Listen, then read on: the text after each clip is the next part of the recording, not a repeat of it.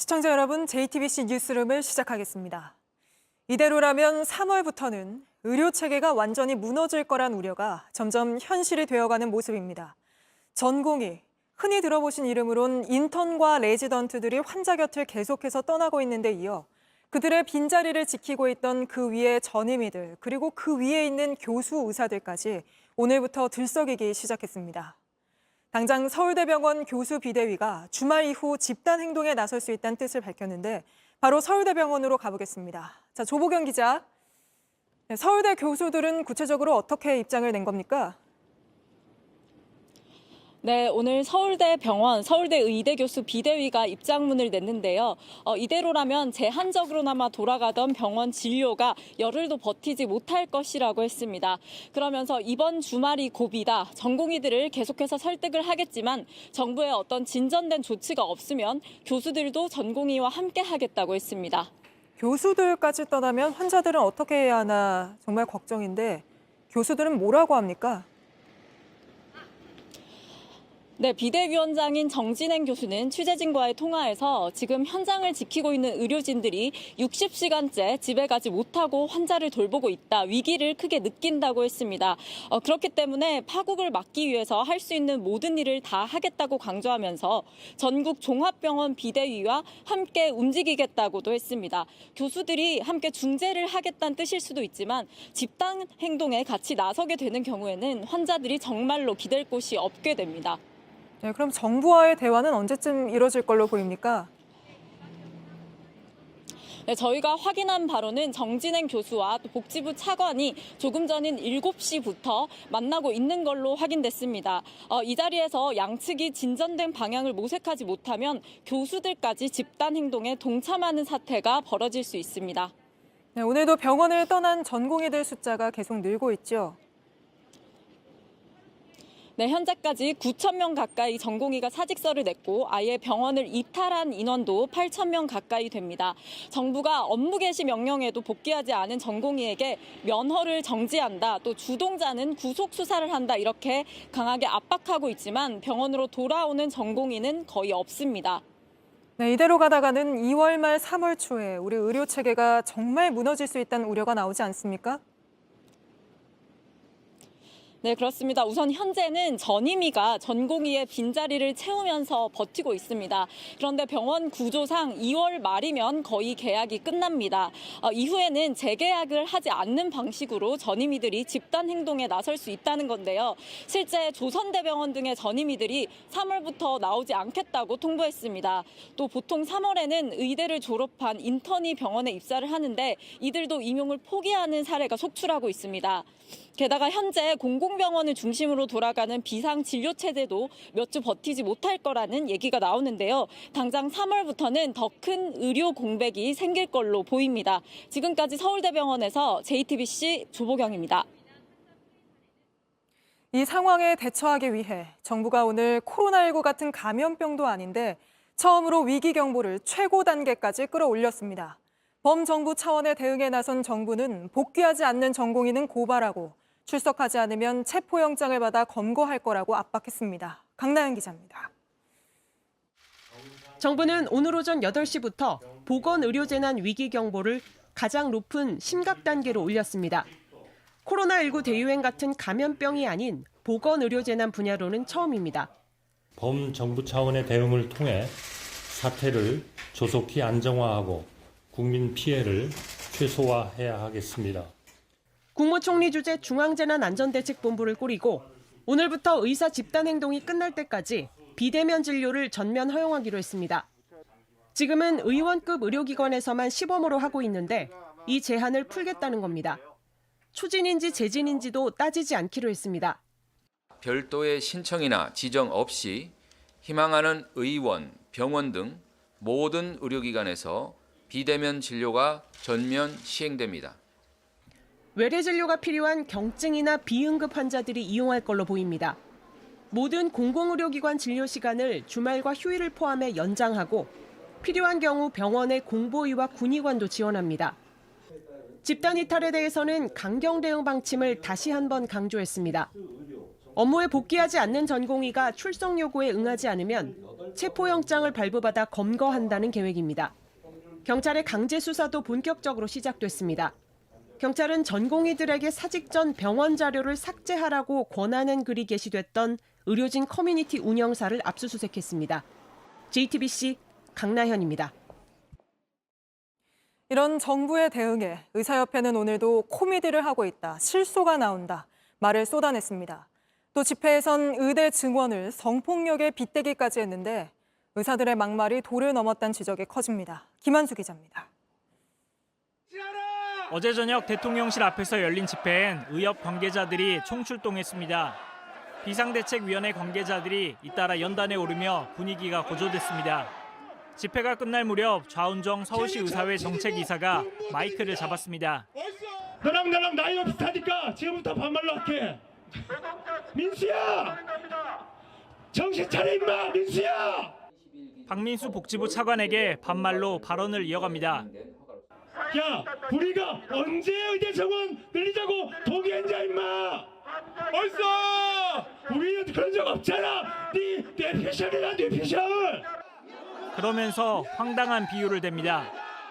데이트 몇 번 했다고 성폭력해도 된다는 얘기랑 똑같잖아 임마! 니는 인생을 그렇게 살았을지 몰라도 의사들은 그렇게 인생 살지 않았어! 협박도 합니다. 내가 피를 보고 네 스스로 목숨을 끊는 안 있어도 너 옷을 벗길 거야! 뿐만 아닙니다. 오늘 정부가 중대본을 설치한 걸 두곤 비아냥거렸습니다. 정부는 재난 상황을 스스로 만들고는 이 재난을 수습하겠다고 중앙재난안전대책본부를 설치하는 코미디를 하고 있는 것입니다. 전공의들이 사직서를 낸 건 직장을 그만둔 것일 뿐 진료를 거부한 적 없다고 설명했습니다. 비대면 진료를 허용하는 것도 웃음이 나온다고 했습니다. 정부가 내놓은 대책은 정말 실소를 금할 길이 없습니다. 의료계의 이런 막말과 비아냥이 거듭될수록 여론은 더 싸늘하게 등을 돌리고 있습니다. JTBC 김한수입니다. 이런 가운데 전공의가 떠난 자리를 메우고 있는 간호사들이 기자회견을 열었습니다. 당장 지시를 내릴 의사가 없어 환자의 처치가 늦어지고 눈앞에 환자를 방치할 수가 없어 불법인 걸 알면서도 직접 의료 행위를 할 수밖에 없다고 호소했습니다. 이혜원 기자입니다. 전국 상급 종합병원엔 현재 지시를 내릴 전공의가 거의 없습니다. 병원에 남은 간호사들은 혹시 환자가 잘못될까 매 순간 속이 타들어갑니다. 전공의하고 인턴 모두 다 나갔고요. 전담이가 출근해서 오더를 받아야 되거나 무한 대기, 지금 당장 처리를 해줘야 되는데 바로 오지 않는. 제때 처치를 하지 못하는 경우도 있다고 했습니다. 이틀에 한 번씩 이루어지는 소독이면 뒤로 미뤄 3일이라든지 4일에 한다든지. 환자와 보호자의 민원에 시달리는 것도 간호사 몫입니다. 헤모트라고 해가지고 오른쪽 쇄골에 항암 전용 주사를 삽입하는 수술이 있는데 마취과가 파업을 해서 타병원에 가셔서 수술을 하시고 관을 삽입한 쪽으로 좀 복수가 세거나 이런 일들이 많은데 지연돼서 컴플레인이 응급 상황 대비도 어렵습니다. 결국 어떤 응급약물 투약이나 인공기도관 삭관이나 그리고 뭐 제세동기를 사용한다든지 그런 부분에 있어서는 이루어지지 않고 있는 간호사인 처방권이 없습니다. 전공의의 일부 업무까지 떠안게 되면서 불법 진료로도 내몰립니다. 대한간호협회는 나흘 만에 154건의 신고를 접수받았습니다. 수술 부위 봉합이나 관 삽입 등을 지시받거나 교수 아이디로 대리 처방을 한 경우도 있었습니다. 수도권 2차 병원의 한 간호사는 의사가 직접 해야 하는 질출혈 검사까지 PA 진료보조 간호사가 해야 했다고 말했습니다. 이런 의료 행위가 불법인 걸 알면서 당장 환자를 방치할 수는 없었던 겁니다. 환자들의 문제를 해결할 수 있도록 돕고 싶다는 거거든요. 간호사들에게 허용되지 않는 그런 일들 때문에 미리 조치할 수 있는 저희가 법적인 안전망도 없다는 게 문제죠. 정부는 조만간 간호사의 책임을 경감할 수 있는 대책을 마련하기로 했습니다. JTBC 이혜원입니다. 네, 점점 더 많은 의사들이 환자 곁을 떠나고 있습니다. 주말이 지나고 나면 교수들이 떠나는 상황까지 벌어질 수도 있는 상황입니다. 정부도 위기 경보를 최상위 단계까지 끌어올리며 대응하고 있는데 의사협회 입장 들어본 데 이어 오늘은 정부의 입장을 들어보겠습니다. 조규홍 보건복지부 장관 스튜디오로 모셨습니다. 네, 장관님 먼저 이 질문부터 드려야 할 것 같습니다. 의사들이 병원으로 돌아오기는커녕 점점 더 떠나가고만 있는 상황입니다. 이런 상황에서 환자들이 제때 치료를 받지 못해서 사망하는 일까지 벌어지는 거 아닌가 걱정이 참 큰데 정부는 지금 이대로라면 얼마나 더 버틸 수 있을 거라고 보고 계십니까? 네. 하루하루 상황이 급변하고 있습니다. 그래서 지금 이 시점에서 이제 정확한 말씀드리기는 좀 어렵지만 지난 2020년에도 집단 행동이 있었습니다. 그 당시 보면 2주 기간 동안에 진료량이 적게는 30%, 많게는 50% 감소한 것으로 나타났습니다. 그래서 전공이 이탈이 장기화될 경우에는 국민의 건강과 생명에 중대한 위협이 있을 거라고 생각이 들고 정부는 국민 피해가 최소화될 수 있도록 비상진료 대책을 철저히 운영할 계획입니다. 당연히 이 사태 장기화되면 환자 피해가 클 거라는 건 너무나 분명해 보입니다. 네. 그래서 정부가 2,000명이라는 그 숫자를 좀 줄여서 의료계와 타협할 생각은 전혀 없으십니까? 정부가 여러 번 말씀드렸다시피 2,000명이라고 하는 것은 2035년까지의 그 의료 수급 전망 그리고 40개 대학별로 받은 수요 조사를 토대로 결정된 최소 숫자입니다. 네. 이것은 어떤 협상을 하기 위해서 정부가 던진 숫자가 아닙니다. 만약 이 규모가 줄어든다든지 단계적으로 이루어진다면 그만큼 필수 의료 확충은 지연이 되고 그 어려움은 계속될 것이며 그 피해는 국민들에게 돌아갈 것입니다. 정부는 생각에 임상 의사분들뿐만 아니라 바이오 헬스 분야의 발전이라든지 그다음에 의사과학자 육성 등 필요성 등을 감안할 때 2,000명도 충분하지 않다고 생각을 합니다. 만약 대화가 된다면 저희가 2,000명을 하게 된 근거와 그 필요성에 대해서 잘 설명드리도록 하겠습니다. 2,000명에서 전혀 물러날 수 없다는 입장이신 거군요. 네, 그렇습니다. 알겠습니다. 또 대마불사라고도 했는데 네. 과거 의사들 파업했을 때도 정부들이 역대 똑같이 얘기했지만 구제받을 길을 열어줬잖아요. 이번에는 정말 구제는 없습니까? 예, 뭐 결론적으로 정부는 원칙대로 할 것입니다. 그 과거에 또 의사 집단 행동이 여러 번 있었는데 그때마다 이제 구제 길을 열어준 결과 이번에도 당연히 그런 것이 있지 않겠냐고 아마 예상을 하시는 것 같습니다. 그렇지만 저는 집단 행동이 반복되는 중요한 원인 중에 하나가 정부의 이러한 태도라고 생각이 듭니다. 이번에는 과거와는 다를 것임을 말씀드리겠습니다. 그럼 지금 돌아오지 않고 있는 전공의들은 복지부에서 고발할 계획이십니까? 그거는 이제 케이스마다 좀 다를 수가 있습니다. 그래서 여기서 일률적으로 말씀드리기는 어렵지만 정부의 대응 방침은 확실합니다.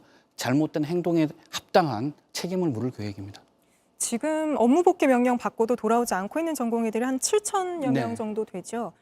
그러면 이분들이 어떻게 돌아오게 만드실 계획이세요? 그러니까 전공의 분들이 가장 걱정하시는 것이 이제 장래에 대한 불안감인 것 같습니다. 그래서 저희는 미래의 의료 주역인 젊은 의사분들에게 의료 개혁의 청사진을 좀 잘 설명을 하고 정부가 생각하는 미래의 그 의료 환경에 대해 가지고 잘 설명을 하고 구체적으로 제시해 가지고 최대한 복귀할 수 있도록 노력하겠습니다.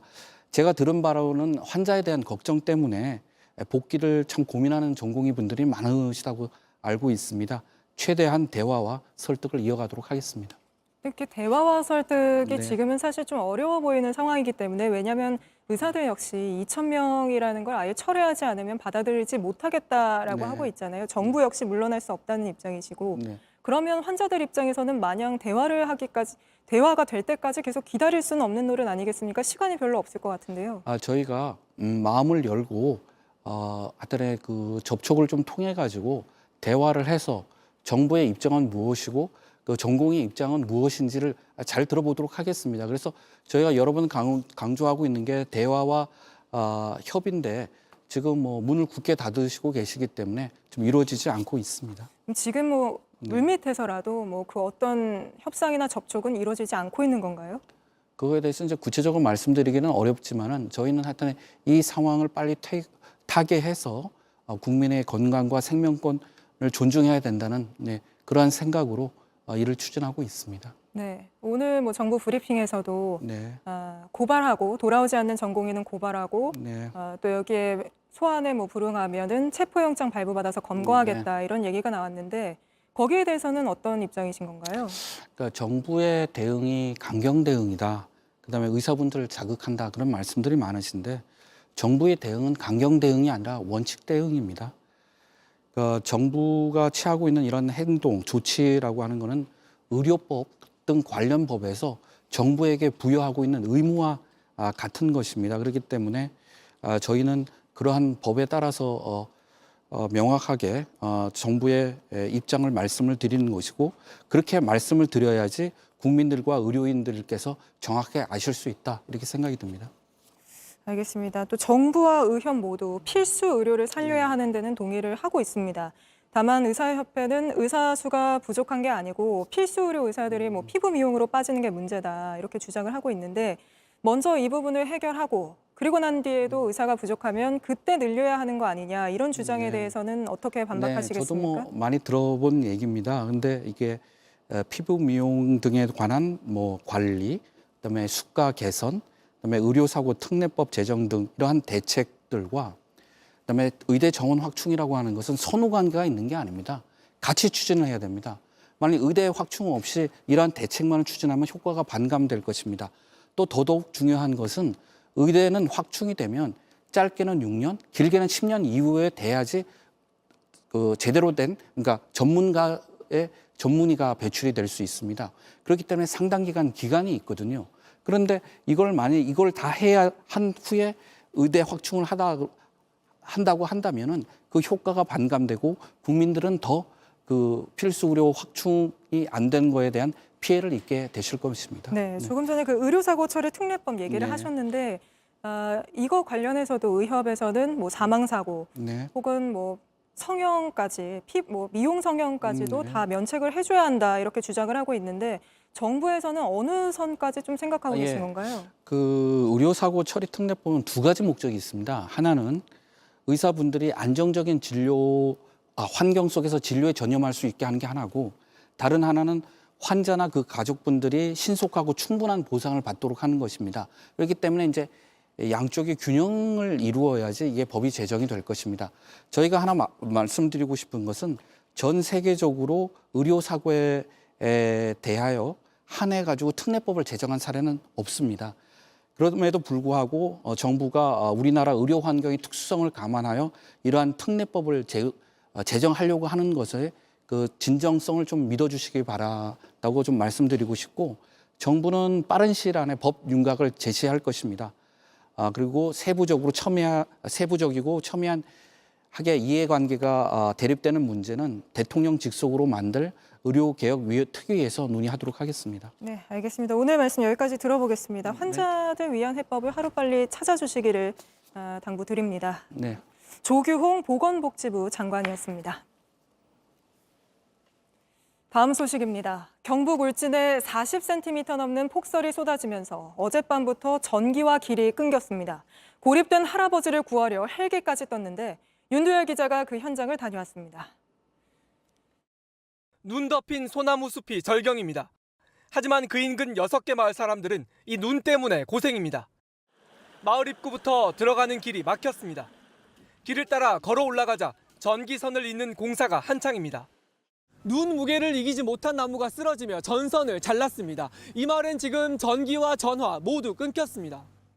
오전 중으로 끝난다고 했는데 제설 작업이 안 되는데 끝날 수 있습니다. 지난 밤부터 221가구에 전기가 끊겼습니다.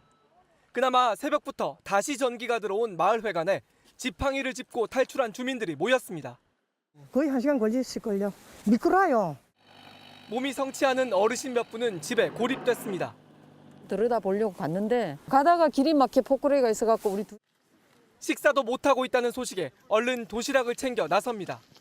함께 40분 정도 산길을 거슬러 만나러 갑니다. 외딴 집 냉골에서 촛불을 켜고 밤을 보냈습니다. 많이 춥대요 밤에는. 매울 2개 깔고 저 또 있고 또 추우면 또 덥고 그랬잖아요. 다른 집은 부러진 소나무에 입구가 막혔습니다. 우직근 소리에 놀라 집에서 급하게 빠져나와 다시 못 들어가고 있습니다. 집을 덮친단 말이래요. 불안해서 집에 못 들어가고 있어요. 그렇지. 경북 울진에 최고 40cm 눈이 왔습니다. 한 마을에는 치매를 겪고 있는 할아버지가 고립돼 헬기를 띄워 구조하기도 했습니다. 눈을 다 치우고 복구를 마칠 때까지 주민들은 오늘 밤도 추위와 싸우며 지새야 합니다. JTBC 윤두열입니다. 얼어붙은 눈 때문에 곳곳에서 교통사고도 잇따랐습니다.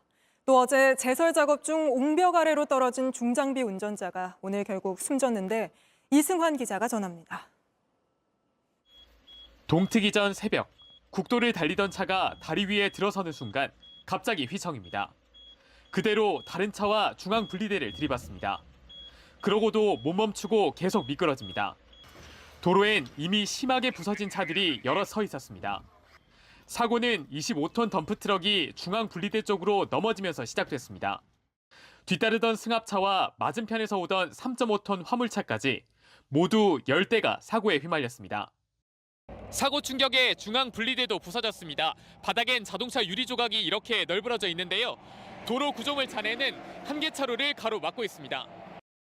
60대 승합차 운전자가 크게 다쳤고 다른 차에 타고 있던 2명은 경상을 입었습니다. 새벽에 약간 기온이 떨어지니까 어떤 미끄럼 사고라고 볼 수가 있을 것 같습니다. 이 사고 현장에서 차로 30분 정도 떨어진 곳에서도 차량 5대가 잇따라 추돌했습니다. 2명이 다쳐 병원으로 옮겨졌는데 역시 도로 결빙이 문제였던 걸로 보입니다.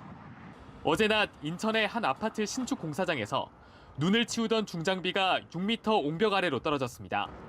40대 운전자가 크게 다쳐 치료를 받았지만 오늘 오전 숨졌습니다. 이 남성이 속한 하청업체와 원청업체 모두 5인 이상 사업장으로 중대재해처벌법 적용 대상입니다. 지금 조사 중에 있고 경찰서에서 눈이 많이 온 강원 춘천에선 터널 근처에 도로 폐임이 생겼습니다. 도로를 복구하는 사이 해당 도로가 통제됐습니다. JTBC 이승환입니다.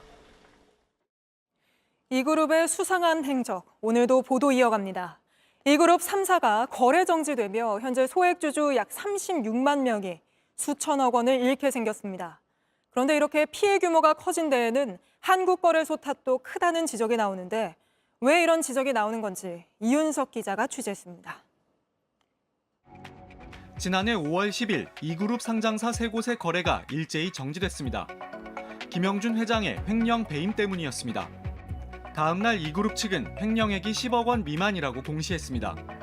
한국거래소는 이를 보고 3곳의 거래를 재개했습니다. 이때 악재가 사라졌다고 믿은 개미 투자자들이 대거 몰렸습니다. 당시 주가는 상한가를 기록하는 등 폭등했습니다. 거래 정지로 인해서 단가가 많이 낮아져 있기 때문에 투자를 한다고 생각하고 마지막 돈인데 그러다가 제가 하지만 실제 횡령 배임액은 수백억 원이었습니다. 하루 만에 허위 공시란 사실이 들통나며 곧장 거래가 정지됐습니다. 거래소 측은 많은 투자자가 피해를 입어 매우 안타깝게 생각한다면서도 사태의 본질은 상장 기업이 고의로 허위 내용을 공시한 것이라고 했습니다. 분명히 이 사태는 방지할 수 있었던 충분한 기회가 있었다고 봅니다. 전문가들은 거래소 측이 공소장을 받아보는 등 최소한의 사실 확인 절차를 거쳤어야 한다고 지적합니다. 당사자 말만 믿고 하기 때문에 이게 반복될 수 있는 심각한 위험성을 가지고 있는 거죠. 내부 규정이라든가 이런 게 심각하게 문제가 있는 거죠. 이 그룹 소액주주 연대는 현재 최대 주주 수준까지 개미 투자자들의 주식을 모은 상태로 직접 경영권을 확보해 그룹을 정상화하겠다고 밝혔습니다. JTBC 이윤석입니다. 한 해병대 부대에서 후임들에게 퍽퍽한 과자를 몇 봉지씩 억지로 먹이고 물 한 모금 못 마시게 하고 심지어 섬유 유연제를 먹게 한 남성이 재판을 받았습니다. 이런 식고문이 오랫동안 반복됐는데도 이 남성은 벌금 800만 원형을 받았습니다. 배승주 기자입니다.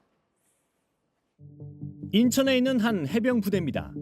일부 병사들에게 생활관에서 과자 먹는 시간은 고문 같았습니다.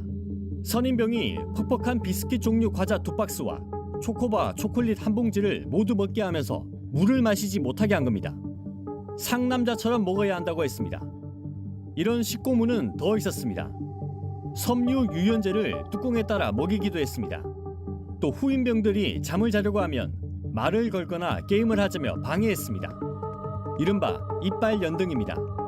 누워있는 피해자를 움직이지 못하게 한 뒤 주요 부위를 때리기도 했습니다. 이 같은 가혹행위는 2022년 7월부터 지난해 2월까지 반복됐습니다. 이런 짓을 한 선임병, 결국 재판에 넘겨졌는데요. 벌금 800만 원형을 받았습니다. 재판부는 일부 피해자와 합의하고 합의 못한 피해자를 위해 형사 공탁을 하는 등 피해 회복을 위해 노력한 점 등을 고려했다고 양형 이유를 밝혔습니다. JTBC 배승주입니다.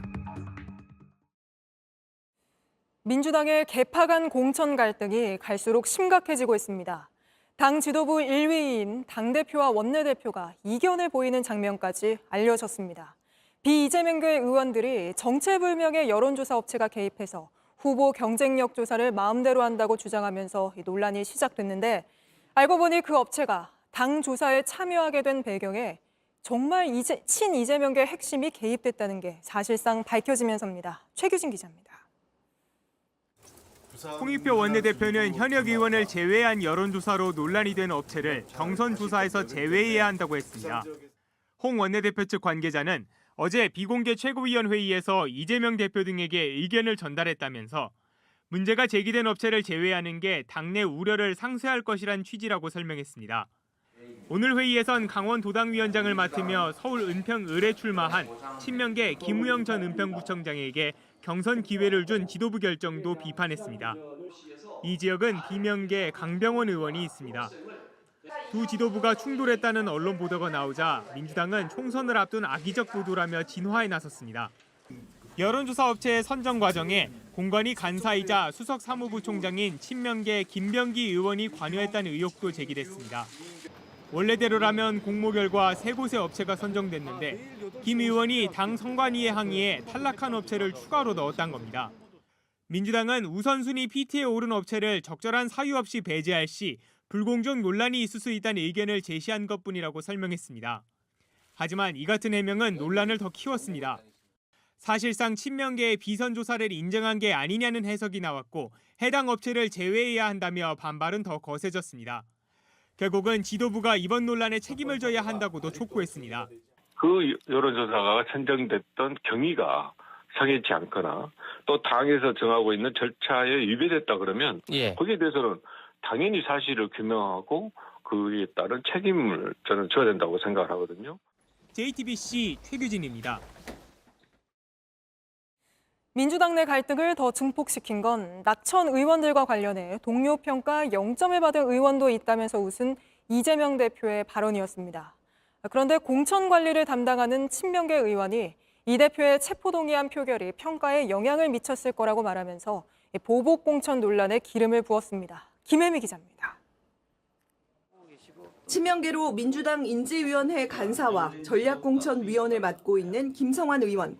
김 의원은 이재명 대표의 체포동의안 표결이 공천 평가에 영향을 미친 것이라고 말했습니다. 이 논쟁이 한참 있던 시기에 의원들이 다면 평가를 하고 당직자들도 다면 평가를 하고 저는 이 요소들이 당시에 이 공직자 평가에 반영됐을 가능성이 매우 높다. 이 같은 공개 발언은 보복 공천이 아니냐는 의혹에 기름을 부었습니다. 김 의원은 JTBC에 비명계를 찍어내기 위해서 보이지 않는 손이 작동한 게 아니라 비명계 의원들이 한 행동에 대해 주변의 평가를 받은 업보라는 의미라고 설명했습니다.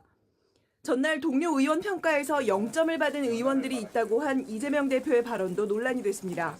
동료 의원들의 평가, 그거 거의 0점 맞은 분도 있다고 합니다. 여러분 아마 짐작하실 수 있을 분이시기도 한 것 같아요. 하위 평가를 받은 의원들은 더욱 반발했습니다. 이재명 대표가 아닌 국민을 위한 민주당을 지키고자 했다는 이유로 하위 10%에 밀어넣었습니다. 0점을 받은 의원도 있다고 낄낄대며 동료 의원을 폄하하고 이를 즐기고 있습니다. 임혁백 공관위원장은 당원 당규에 의해 평가 내용은 공개할 수 없다고 했습니다. 민주당은 오늘 현역 의원 11명을 기존 지역구에 단수 공천했는데 박홍근, 천준호, 강선우 의원 등 친명계로 분류되는 현역 의원들이 대거 포함됐습니다. JTBC 김혜미입니다. 국민의힘이 서둘러 맞춰놓은 공천 중에 하나가 민주당 이재명 대표의 지역구 인천 계양을에 그 대항마로 원희룡 전 장관을 세워놓은 거죠. 그래서 이른바 명룡대전이란 말까지 생겨났는데 오늘 한동훈 비대위원장이 첫 후보자 지원 유세로 바로 이 계양을을 찾았습니다. 최승기 기자입니다. 인파를 뚫고 나타난 한동훈 비대위원장이 원희룡 전 국토교통부 장관을 추켜 세웁니다. 인천의 계양 발전을 위해서 이재명과 원희룡 누가 맡겠습니까? 누가 인천 계양의 동료 시민들의 삶을 진짜로 발전시킬 수 있겠습니까? 원희룡입니다. 한 위원장이 공천이 확정된 후보의 유세 지원에 나선 건 이번이 처음입니다. 인천 계양을은 민주당 이재명 대표의 지역구로 국민의힘은 사실상 표적 공천으로 원전 장관을 투입했습니다. 총선용 공약이 적힌 팻말에 든 원전 장관도 이재명 대표를 겨냥했습니다. 누구는 김포공항을 이전하겠다라는 허무맹랑한 공약을 하고 말로만 하지만 저희 국민의 힘은 진짜 합니다. 지역 발전을 저희들이 시키겠습니다. 한 위원장과 원전 장관은 전통시장도 방문했습니다. 이름 나와요. 화이팅! 이름 뭐야? 못납니까? 나 이거 사줘요. 예. 돈이 없어 지금. 2만 원어치. 나 이것도 사줘요. 이것도. 당초 김경률 비대위원을 투입하려 했던 서울 마포홀에 함은경 민주화운동 동지회장을 우선 추천했습니다. 정청래 민주당 최고위원이 3선을 거둔 지역인데 운동권 특권을 비판해온 함 회장을 전략 공천한 겁니다. 국민의힘은 비례대표 위성정당 국민의미래도 공식 창당했습니다. JTBC 최승기입니다. 이준석 대표의 개혁신당이 결국 김종인 전 국민의힘 비상대책위원장을 공천관리위원장으로 선임했습니다. 12년 전 이른바 박근혜 비대위 때 인연을 맺은 뒤 김 전 위원장은 이 대표의 정치적 멘토로 불려왔죠. 정치권에서는 돌고 돌아 또 두 사람이 손을 잡은 게 얼마나 효과를 낼지 지켜보고 있습니다. 정재훈 기자입니다. 어느 당보다 중량감 있고 정무적 능력이 탁월한 김종인 위원장님을 모시게 되었습니다. 개혁신당이 새로운 미래와 결별을 선언한 지 사흘 만에 김종인 전 국민의힘 비상대책위원장을 공천관리위원장으로 영입했습니다. 김 위원장은 지난주까지만 해도 거론되는 것 자체에 손사래를 쳤습니다. 내가 그 복잡한 사람들 속에 들어가가지고서 그걸 뭐 전혀 생각 좀 해보냐. 하지만 이준석 대표는 이낙연 대표와 헤어지기 며칠 전부터 김 위원장 영입에 공을 들였습니다. 사실 지난 한 일주일 정도 저희와 활발한 소통을 하신 건 사실입니다. 다만 김 위원장이 개혁신당의 구원투수가 될 수 있을진 미지수입니다. 김 위원장은 그동안 거대 정당에서만 역할을 맡아왔고 이번엔 상황이 많이 다른 소수 정당입니다. 중도층 흡수 등 한계가 있을 거란 분석이 나오는 이유입니다. 2012년 대선에선 이준석 대표와 함께 박근혜 새누리당 후보, 2016년 총선에선 더불어민주당, 2021년 재보선에선 국민의힘의 승리를 이끌었습니다. 하지만 4년 전 21대 총선에선 국민의힘 전신인 미래통합당 총괄선대위원장을 맡았지만 참패했고 지난 대선에선 당시 윤석열 대통령 후보의 총괄선대위원장을 맡았지만 윤 후보와 갈등을 빚어 직을 사퇴했습니다. 그분은 언제나 매번 모든 선거에 등장하시죠. 그런데 참 특이한 점은 매번 편히 바뀌시는 것 같아요. 개혁신당은 이번 주말 내로 공관위 구성 등 공천 작업에 속도를 내겠다는 방침입니다. JTBC 정재윤입니다. 도심 한복판 건물에 이렇게 성인용품점이 버젓이 들어서 있습니다. 24시간 무인으로 운영되는데 학생들에게 무방비로 노출돼 있지만 관리는 사각지대입니다. 송우영 기자입니다. 지나던 학생들이 눈을 떼지 못합니다. 무인 성인용품점입니다. 호기심에 들어가 본 적도 있다고 말합니다.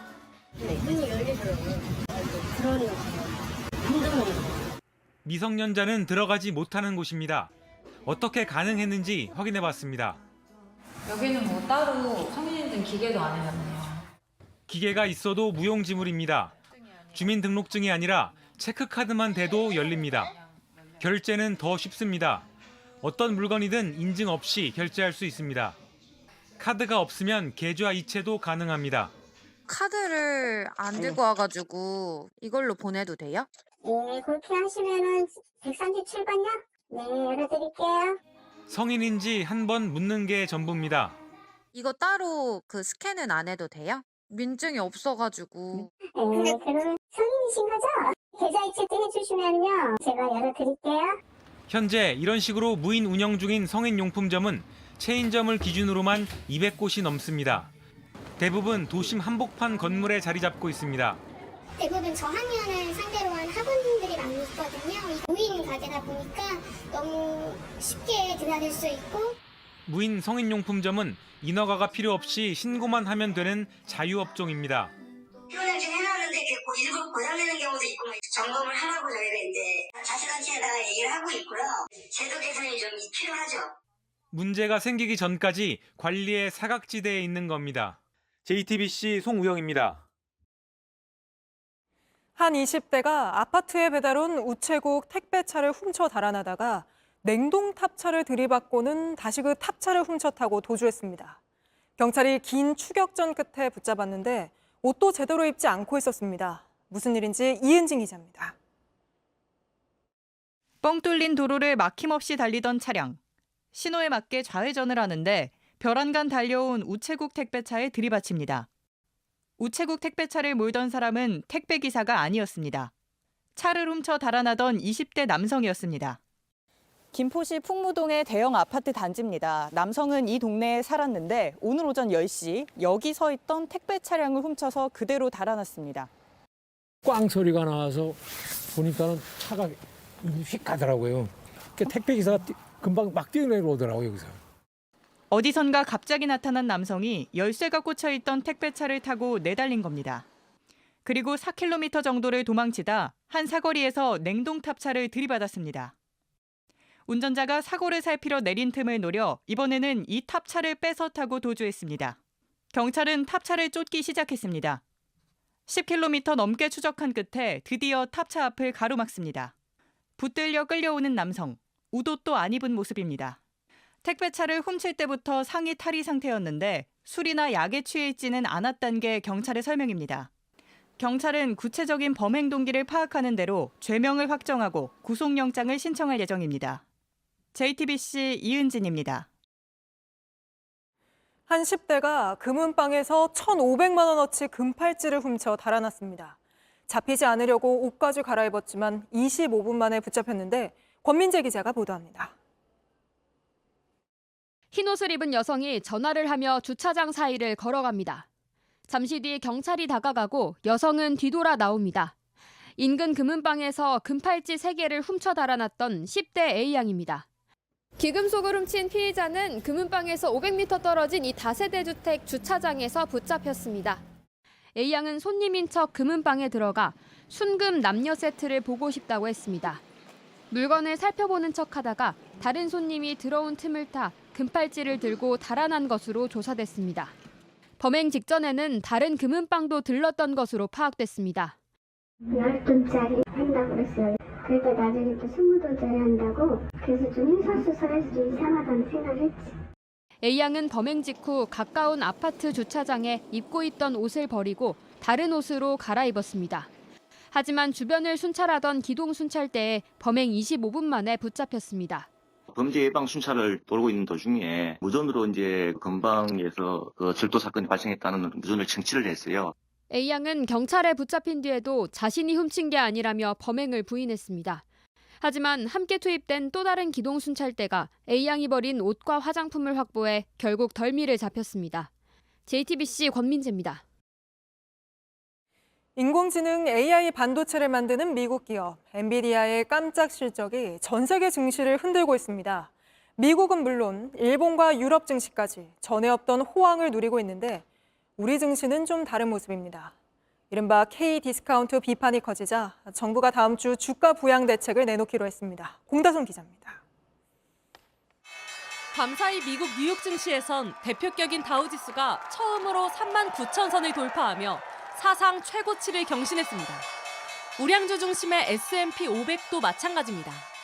AI 반도체를 주력 생산하는 엔비디아 실적이 시장 기대치를 크게 웃돈 여파입니다. 이날 엔비디아 주가는 16% 급등했는데 불어난 시총만 우리 돈 360조 원에 이릅니다. The data would go to the AI factory. The AI factory would improve the software and update the entire AI fleet. 엔비디아 효과는 글로벌 증시로 빠르게 퍼졌습니다. 오늘 휴장한 일본 증시는 어제 사상 처음 39,000선을 넘어섰고 유럽 17개국 주가를 통합한 지수 역시 고점을 새로 썼습니다. 하지만 오늘 국내 증시 분위기는 달랐습니다. 장 초반 강세였던 코스피는 0.13% 오르는 데 그쳤고 코스닥은 하락 마감했습니다. 반도체 대장주 삼성전자도 내렸습니다. 중국의 부진이 두 나라에 비해서는 우리나라에 영향을 조금 더 많이 주는 이런 흐름들이 우리나라 시장이 조금 더디게 가는 이유가 아닐까. 최근 잇따른 글로벌 증시 랠리에도 국내 증시가 부진한 흐름을 보이자 정부는 국내 주식 저평가를 해소하기 위해 오는 26일 이른바 밸류업 프로그램을 내놓습니다. 이미 일부 기업들은 주주 환원을 위해 자사주 소각 등 대책을 미리 내놨는데 일각에선 기대감이 주가에 이미 반영됐다는 평가도 나옵니다. JTBC 공다소입니다. 미국의 무인 달 탐사선 오디세우스가 우리 시간으로 오늘 아침 달 착륙에 성공했습니다. 1972년 아폴로 17호 이후 반세기 만이자 민간 기업으로선 세계 최초로 달에 착륙한 미국의 달 탐사선이 됐습니다. 김서연 기자입니다. 미국의 무인 달 탐사선 오디세우스가 현지 시간 22일 달 남극에 착륙했습니다. 지난 15일 지구를 출발한 지 일주일 만입니다. As our equipment is on the surface of the moon and we are transmitting. So, congratulations IM team. 미국의 우주선이 달 표면에 도달한 건 1972년 아폴로 17호 이후 반세기 만입니다. 오디세우스는 미국 기업 인투이티브 머신스가 개발한 우주선으로 민간 사상 처음으로 달 착륙에 성공했다는 점에서 의미가 큽니다. What an outstanding effort. I know this was a nail biter, but we are on the surface and we are transmitting. And welcome to the moon. 큰 공중전화 부스처럼 생긴 오디세우스엔 미 항공우주국 나사의 관측 장비 6대가 실려 있습니다. 이번 탐사의 주요 임무는 앞으로 나사 우주비행사들이 직접 탐사를 떠나기에 앞서 달의 환경을 관측하는 겁니다. 나사는 앞으로도 여러 민간 우주 기업과의 협업을 통해 달 남극의 유인 우주기지를 건설한다는 계획입니다. But our goal is to actually eventually build a base camp of operations in the south pole of the moon, which not only NASA, but our international partners and U.S. industry can use to jump off to do their own work on the moon sustainably. JTBC 김서연입니다.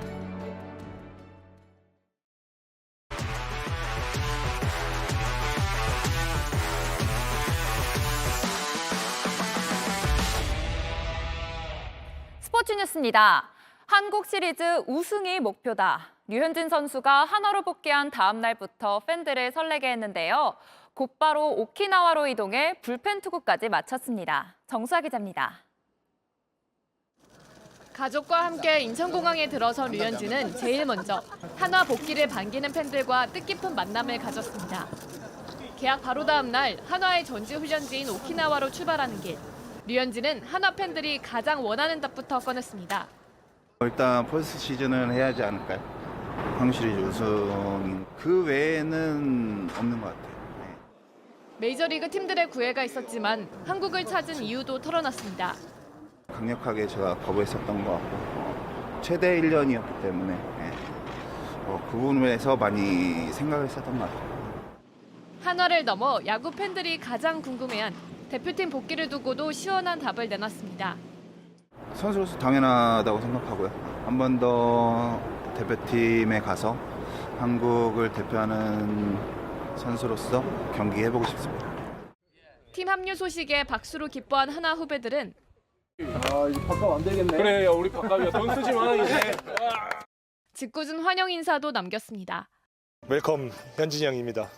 온 만큼 이제 부담 갖고 더 잘했으면 좋겠어요. 새벽부터 이동해 수트를 입고 오키나와에 도착한 류현진은 가벼운 캐치볼로 몸을 푼 뒤 곧바로 불펜으로 자리를 옮겨 45개의 공을 던져보며 한 달 앞으로 다가온 프로야구 개막을 준비했습니다. JTBC 정수아입니다. 축구협회는 내일 대표팀 감독 후보를 추리고 본격적으로 선임 작업에 들어갑니다. 그런데 K리그 팬들이 협회 앞에서 하루 종일 트럭 시위를 벌였습니다. 그 이유를 홍지훈 기자가 전해드립니다. 오늘 대한축구협회 앞에서는 온종일 트럭 시위가 열렸습니다. 감독을 추천하는 전력강화위원회에서 나온 이 발언이 직접적인 계기가 됐습니다. 그 클럽팀에서 일하고 계시는 분이 된다면 그 클럽에 상당히 저희들이 직접 찾아가서 도움을 요청을 해야 될 것 같습니다. 축구 대표팀 차기 감독 후보로 K리그 현역 감독들이 거론되는 가운데 홍명보 울산 감독이 유력하다는 말이 흘러나오자 울산 팬들이 먼저 항의에 나선 겁니다. 협회 규정상 K리그 감독이 대표팀을 맡게 되면 구단은 보내줘야 합니다. 일주일 앞두고 감독님이 나간다 어떻게 한다 이런 게 있으면 또 선수들도 멘탈이 같이 이게 좀 흔들릴 수가 있다고 생각하거든요. 황당하고 어이없는 결정이라고 정말 생각을 하고요. 울산 팬들은 K리그 감독을 방패 삼지 말라고 목소리를 높였고 대표팀 서포터인 붉은 악마 역시 K리그에 대한 존중과 배려가 남아있는지 의심이 든다는 성명을 발표했습니다. 비판 여론 속에서 축구협회는 감독 후보군을 추리는 2차 회의를 내일 엽니다. 다만 앞으로 회의 내용은 공개하지 않고 결과를 발표하겠다는 입장입니다. 이 때문에 클린스만 감독 때처럼 또 깜깜이 선임을 한다는 지적이 나옵니다. 저는 이미 내정돼 있다고 생각을 해요. 그렇게 돼서 시끄러진 걸 원하지 않으니까 본인들이 브리핑 안 하고 나중에. JTBC 홍종입니다. 아시안컵을 빛낸 손흥민 선수, 아름답게 감겨 들어간 역전골에 온몸을 내던져 만든 페널티킥까지. 손흥민의 이런 모습이 사우디를 매료시킨 걸까요? 호날두의 벤제마, 네이마르까지 최고 스타들을 영입한 사우디 축구가 손흥민과 살라를 영입하려 한다는 보도가 나왔습니다. 내년 토트넘과 계약이 끝나는 손흥민을 잡겠다는 건데요. 오일머니가 손흥민 선수를 탐낸 건 이번이 처음은 아닙니다. 당시 손흥민 선수는 이런 말을 남겼는데요. 중국행을 거절하며 국가대표 주장의 명예를 지켰던 기성용을 기억하는 듯 했습니다. 성룡 형이 한번 그때 얘기했잖아요. 대한민국 대표팀 주장은 중국에 가지 않는다.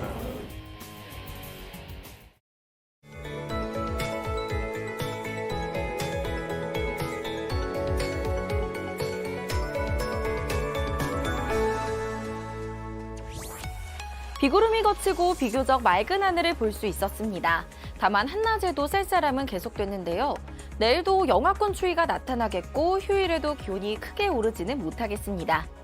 주말 내내 수도권과 강원을 제외한 내륙 곳곳에 약한 비나 눈이 내리겠습니다.